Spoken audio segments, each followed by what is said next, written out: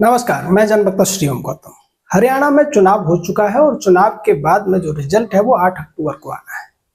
हमने हरियाणा चुनाव को लेकर एक बात कही थी कि हरियाणा में खैरात की राजनीति हावी हो रही है और उसका फायदा सबसे ज्यादा कांग्रेस को मिल रहा है। कांग्रेस की जो सीटें हैं वो 45 के आसपास आ रही है, ऐसा हमने 15 दिन पहले का जो आकलन था उसके आधार पर कही थी।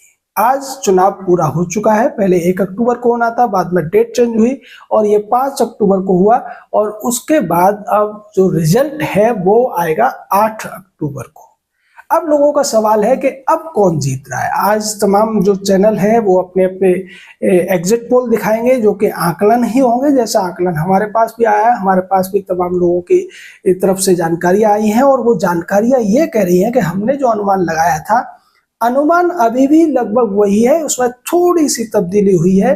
पिछले 10 से 15 दिनों के अंदर भारतीय जनता पार्टी ने बहुत कुछ कवर अप करने की कोशिश की और दूसरी तरफ कांग्रेस पार्टी में जिस तरीके से शैलजा कुमारी और भूपेंद्र हुड्डा या दीपेंद्र हुड्डा के बीच में जो कुछ चला है उसकी वजह से कांग्रेस को एक बड़ा नुकसान होता हुआ दिख रहा है। उसमें एक योगदान राहुल गांधी ने भी दिया, जिन्होंने जलेबी की फैक्ट्री वाला जो आइडिया दिया उसके बाद लोगों को लगा कि ये तो वास्तव में राहुल गांधी वही है जो आज से 10 साल पहले हुआ करते थे। जो उन्हें भ्रम हो रहा था कि ये व्यक्ति लीडर ऑफ अपोजिशन बनने के बाद में एक विजनरी हो गया है, समझदार हो गया है, वो भ्रम लोगों को टूटता हुआ नजर आया और ये हुआ चुनाव से 2 दिन पहले। इसका भी असर वोटों पे पड़ता हुआ दिख रहा है। लेकिन अभी भी जो स्थिति नजर आ रही है उसमें भारतीय जनता पार्टी तीसरी बार सरकार बनाती हुई तो लगभग नहीं लग रही है। सरकार कांग्रेस की ही बनती हुई दिख रही है। हाँ, सीटों में थोड़ा बहुत अंतर अब आता हुआ नजर आ रहा है। कांग्रेस को जो सीटें मिल सकती है, अब तक के जो रुझान है, जो लोगों की बातचीत है या लोगों का जो बातें सामने आई हैं उसके बाद ऐसा लग रहा है कि कांग्रेस 40 से 45 के आसपास सीटें आराम से ले सकती है, अगर कोई बहुत बड़ा उलटफेर नहीं होता है या फिर जनता जैसा बोल रही है वैसा नहीं करती है। यानी होता यह है कि चुनाव में लोग वोट किसी को दे के आए हुए होते हैं लेकिन बाहर माहौल देखकर उस हिसाब से वो बातें करते हैं, तो उसी आधार पर एग्जिट पोल सही या गलत हो पाते हैं। पिछली बार भी एग्जिट पोल में ज्यादातर एग्जिट पोल जो हरियाणा के बारे में थे वो भारतीय जनता पार्टी की सरकार बना रहे थे बड़ी आसानी से, लेकिन ऐसा नहीं हुआ था। भारतीय जनता पार्टी की 40 सीटें आई थी, कांग्रेस की 31 थी। भारतीय जनता पार्टी की सरकार तो बनी थी लेकिन गठबंधन के आधार पर, जेजेपी के साथ उनका गठबंधन हुआ था। इस बार जेजेपी हो या इनेलो ये कमजोर हो गई हैं।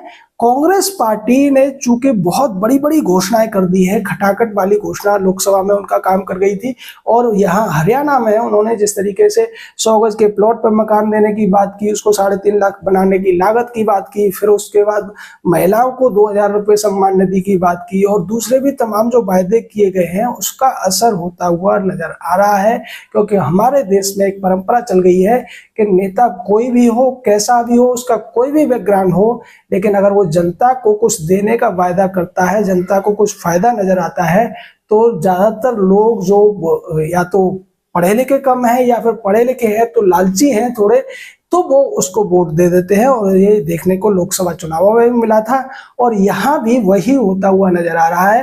भारतीय जनता पार्टी ने भी इसको कवर अप करने की कोशिश की, उन्होंने भी अपनी जो रेवड़ियां थी उनको बढ़ा दिया, यानी कि उन्होंने भी 2100 रुपये हर महिला को देने की बात कह दी और भी तमाम वायदे किए।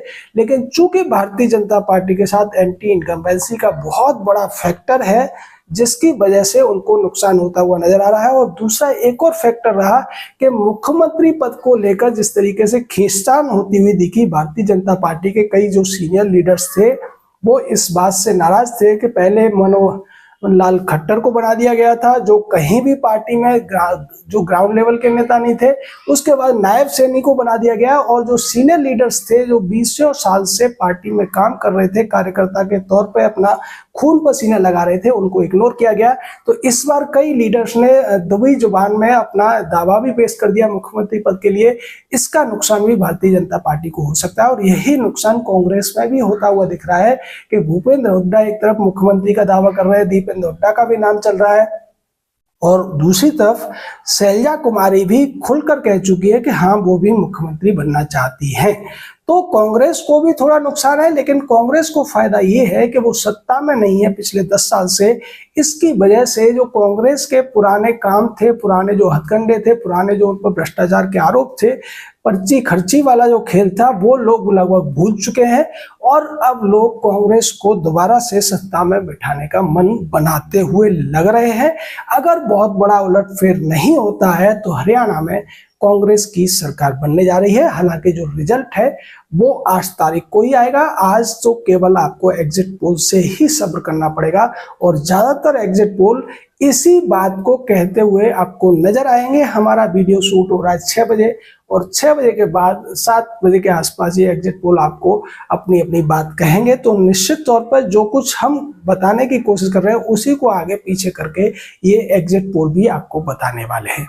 और जहां तक बात है जम्मू कश्मीर की, तो जम्मू कश्मीर में भी लगभग यही स्थिति बनती हुई नजर आ रही है कि जो कश्मीर घाटी का है इलाका, वहां पे इंडी गठबंधन ही चूंकि चुनाव लड़ रहा था, भारतीय जनता पार्टी ने ज्यादा प्रत्याशी नहीं उतारे थे, लेकिन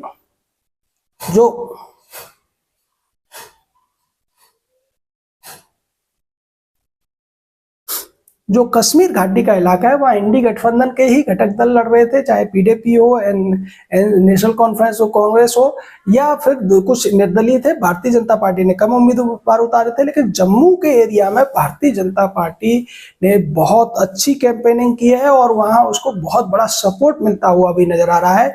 जम्मू कश्मीर में ऐसा लगता है कि अगर निर्दलियों का साथ भारतीय जनता पार्टी को जो कश्मीर घाटी से मिल जाता है और कुछ उनकी सीटें मिला के शायद भारतीय जनता पार्टी जम्मू कश्मीर में अपनी सरकार बना लेगी, या हो सकता है बाद में उन्हें कुछ सीटों की जरूरत पड़ेगी। लेकिन जम्मू इलाके में तो भारतीय जनता पार्टी एक तरफा वोट हासिल करती हुई नजर आ रही है। जय हिंद, जय भारत।